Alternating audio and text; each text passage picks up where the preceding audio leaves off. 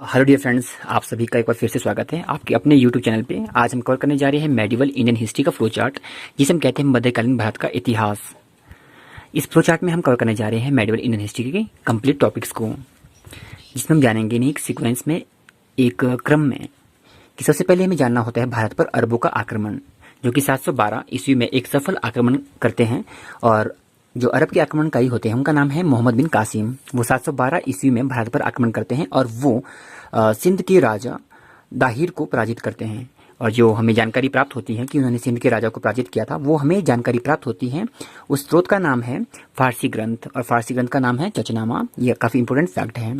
और पहली बार भारत में इस्लाम का प्रवेश भी तब ही हुआ था, और हिंदू शब्द का प्रयोग भी सर्वप्रथम हुआ।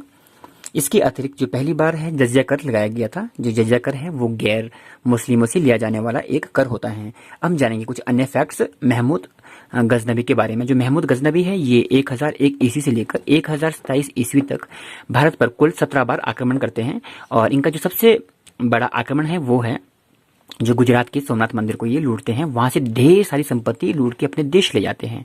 जो इनका जो मुख्य उद्देश्य था वो भारत में अपना जो धर्म है उसका विस्तार करना नहीं था, बल्कि ये यहाँ से संपत्ति को ले जाके अपने देश में ही वहाँ का जो साम्राज्य है उसे बढ़ाना चाहते हैं।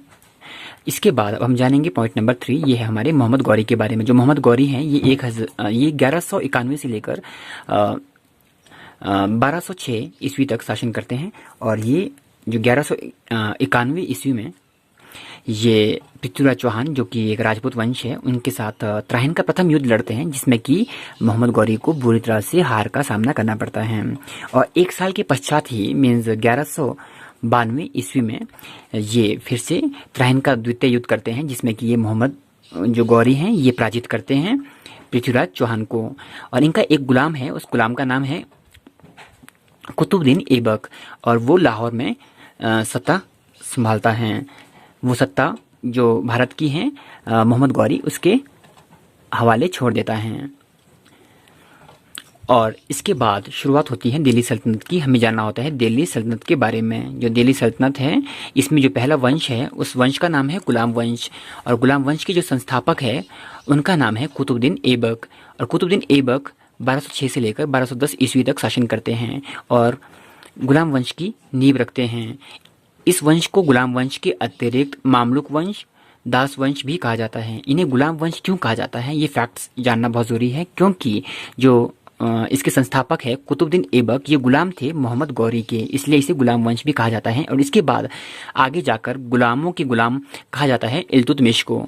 जो इल्तुतमिश है इन्हें गुलामों का गुलाम कहा जाता है, क्योंकि जो कुतुबुद्दीन ऐबक है वो गुलाम थे मोहम्मद गौरी की, और जो आपके यहाँ पे है कुतुबुद्दीन ऐबक और इनके भी गुलाम थे इल्तुतमिश, और आगे जाकर इल्तुतमिश शासक बनते हैं, इसलिए इल्तुतमिश को गुलामों का गुलाम भी कहा जाता है। इसके बाद आगे जाके इल्तुतमिश की बेटी होती है, उसका नाम है रज़िया सुल्तान। और जो रज़िया सुल्तान है ये भारत पर पहली मुस्लिम शासिका हैं जो दिल्ली सल्तनत पर शासन करती हैं। और इसके बाद आगे जाकर एक महत्वपूर्ण जो शासक हैं उनका नाम है बलबन। बलबन एक बहुत ही बलशाली शक्तिशाली एक राजा था, किसका? गुलाम वंश का। और ये एक चहलगानी जो 40 तुर्क सरदारों का समूह था उसका एक सदस्य था, और बाद में ये बनता है शासक बनता है गुलाम वंश का। इसके बाद दूसरे नंबर पे आता है खिलजी वंश। जो खिलजी वंश है इसके संस्थापक का नाम है जलालुद्दीन खिलजी। ये 1290 से लेकर 1296 ईस्वी तक शासन करते हैं, और ये बाद में अपनी बेटी का विवाह करते हैं अपने भतीजे से, जिसका नाम है अलाउद्दीन खिलजी। इसलिए आप कह सकते हैं कि जो जलालुद्दीन खिलजी है वो अलाउद्दीन खिलजी के चाचा के साथ साथ उनके ससुर भी हैं, और जो अलाउद्दीन खिलजी हैं ये काफ़ी ज़्यादा इफेक्टिव और प्रभावशाली शासक रहा। इसने चोर प्रकार के जो भ्रष्टाचार हैं उनके ऊपर लगाम लगाया, इसका महत्वपूर्ण योगदान रहा। नियम है, काफ़ी कठोर नियम बनाए थे, जिन्हें हम पढ़ेंगे एक विस्तार की वीडियो में।